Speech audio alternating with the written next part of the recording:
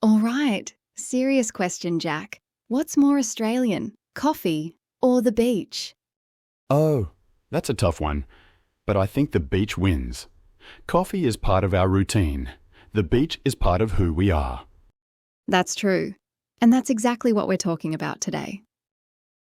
G'day everyone, and welcome back to Learn Australian English, the podcast that helps you understand how Aussies really speak. I'm Jack. And I'm Liz. How's it going? Today, we're talking about one of the most famous parts of Australian life, the beach.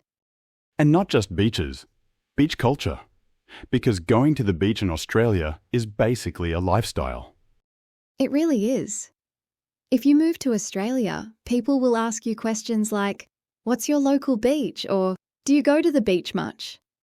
And if you say, "Not really," they look at you like there's something wrong with you. Yeah, like you've just admitted you don't like sunshine. Australia has over 10,000 beaches, which is honestly ridiculous. Yeah, apparently if you visited one beach every day, it would take you over 25 years to see them all. That sounds like a pretty good life plan, actually. So today, we're going to talk about what Australians actually do at the beach, useful vocabulary, and some important things you should know before you go. First question. When Australians say, "Let's go to the beach," what do they usually mean? It could mean a lot of things. You might go for a swim, go surfing, lie in the sun, or just go for a walk along the beach. Or you might just go there to eat fish and chips and get attacked by seagulls. That is a very real risk. Another very Australian phrase is, "Let's go for a dip." A dip just means a quick swim, not a long swim, just in, cool off and back out. Especially when it's boiling hot. Boiling in Australian English just means very, very hot.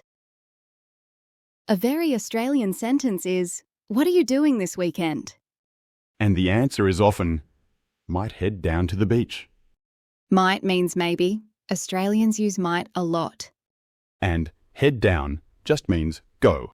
So, might head down to the beach really means, I will probably go to the beach. But we like to sound relaxed about it. And then comes the next very important question. What time should we go? Because if you go at midday, You die. you absolutely get cooked. Get cooked means get very sunburnt. Let's talk about what Australians usually bring to the beach. First, sunscreen. Always. Second, a towel. Third, swimmers. And probably some water to drink. And snacks. And a hat and sunglasses. And somehow you still forget something important. Usually the sunscreen. Let's go through some useful beach words you'll hear all the time. First one, swimmers. Important one. In Australia, we don't usually say swimsuit or bathing suit. We say swimmers. Or togs in some parts of the country.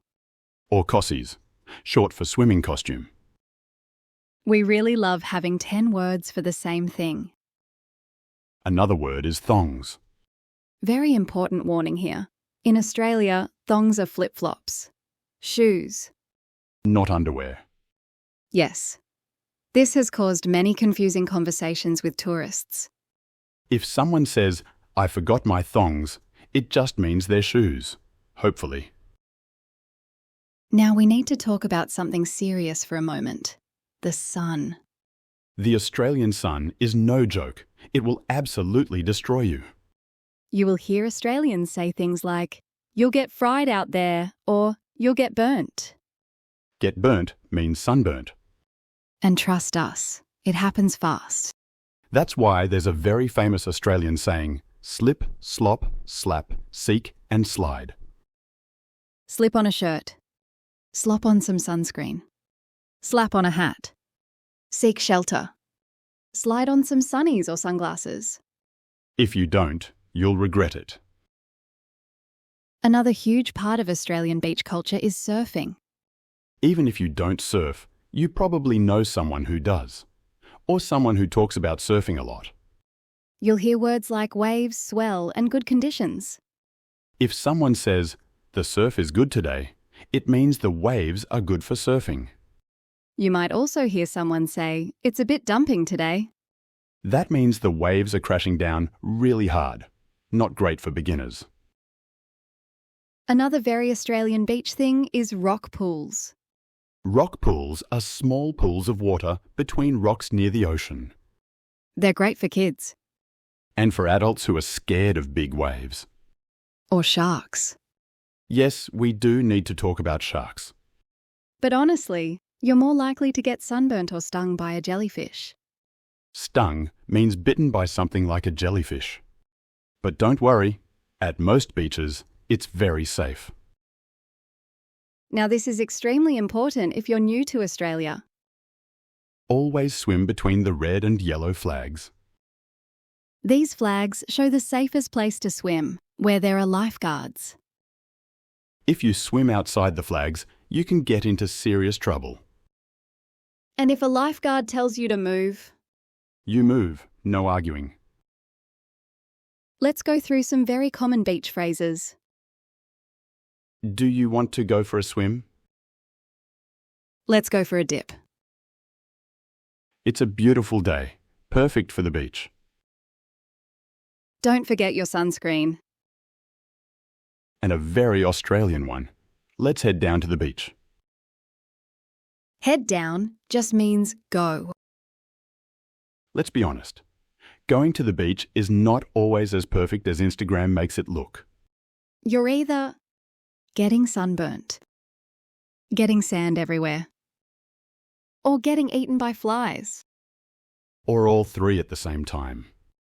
And somehow you always bring too much stuff. But you always forget something important. Usually sunscreen. All right, quick recap. Australians love the beach. It's a huge part of life here. Swimmers means swimsuit. Thongs means flip-flops. Always wear sunscreen, always swim between the flags. And go for a dip just means a short swim. And that's it for today's episode about Australian beaches. Hopefully next time someone says, "Let's go for a dip," you'll know exactly what they mean. And you'll know what to bring. Always bring sunscreen. Thanks for listening. If you enjoyed this, make sure you like and subscribe so you don't miss future episodes. Next time, we'll be talking about another very Australian topic, barbecues or barbies. Now that is serious business. See ya, mate. Catch you later.